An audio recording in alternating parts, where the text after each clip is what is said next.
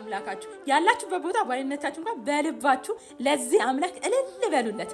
ዛሬ መቅረጽ እስከሚያዳግተኝ ድረስ ያለቀስኩበትን የሚገርም የእግዚአብሔር ድንቅ ስራ የተሞላበትን ታሪክ ነው የማሰማችሁ። እኔ አምላካችን ምን አይነት አምላክ ነው? ምን አይነት አምላክ ነው ያለን?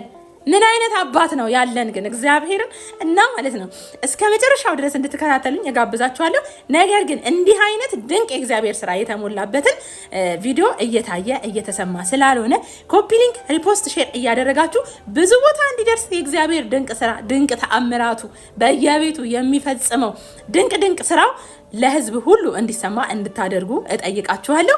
እስከ መጨረሻው ድረስ ረዘመ ብላችሁ እንዳታቋርጡ፣ እስከ መጨረሻው ድረስ አብራችሁኝ እንድትቆዩ ጋብዛችኋለሁ። ወደ ታሪኩ መራችኋለሁ። የገጠር ልጅ ነኝ። አንድ ታላቅ ወንድም፣ 3 ታናናሽ እህትና 2 ትንንሽ ወንድሞች አሉኝ። አንድ ላይ ለእናትና ለአባታችን 7 ልጆች ነን። በግብርና ስራ ነው የምንተዳደረው። አባታችን ትንሽ መሬት አለችው። እሷኑ እያረሰ ከላዋ እየሸጠ ከብት የማዋለድ ሙያም ስለነበረው ሲገኝ እሱንም እየሰራ የጭድ ፍራሽ እየሰራ እየሸጠ ነበር የምንኖረው። አባታችን ከሞተ በኋላ ግን እናታችን ብቻ ቀረች። በዛች ትንሽ ማሳ 7 ልጆች ማኖር ከበዳት። ከምንበላበት የማንበላበት ጊዜ በዛ። ደብተርና እስክሪፕቶ እየገዙ ዩኒፎርም እያሰፉ መማር አልተቻለም። ታላቅ ወንድሜ ትምህርቱን ለማቋረጥ ተገደደ። የአባቴን ቦታ ተክቶ የሚያርሰው የሚያጭደው ነዶ የሚሰበስበው እሱ ሆነ። 2 እህቶቼ ለሰው ቤት ውሃ በአህያ እየጫኑ ይሸጣሉ። ታናናሾቹ ወንድሞቼ የሰው ቤት እረኝነት ተቀጠሩ።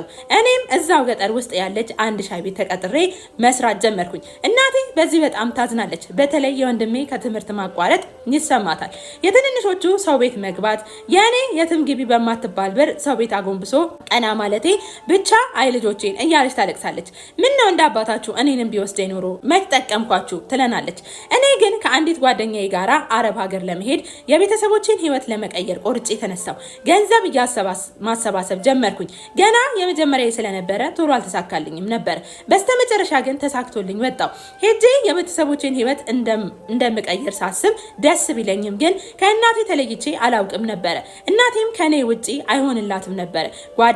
ጓደኛዋ ሚስጥረኛዋ እኔ ነኝ። ቡና እንኳን አፍልታ ከተቀጠርኩበት ቤት እንደ ጎረቤት ተጠራኝ የነበረው እኔን ብቻ ነበር። የኔና የሷ ይለይ ነበር እና ከሷ መለየቱ ነበር የተራራ ያህል ከብዶኝ የነበረው። ነገር ግን ሄጄ የሷም ህይወት እንደሚቀየር ሳስብ ደስ ይለኝ ነበር። ጉዞዬ ተሳካና በሰላም ኤጀንቶቹ ተቀብለውኝ የምሰራበት ቤት አስገቡኝ። እግዚአብሔር ይመስገን የገባውባት ማዳሜ በጣም ጥሩ ሰው ናት። ልጆቿ በጣም ነው የሚወዱኝ። ባለቤቷም በጣም ጥሩ ሰው ነው። ብቻ እግዚአብሔር ይመስገን እዛም ደስ ብሎኝ ስራዬን እየሰራው ቀጠልኩኝ። ሙሉ ደሞዜን ነበረ ለእናቴ የምልከው። መሬት እየተኮና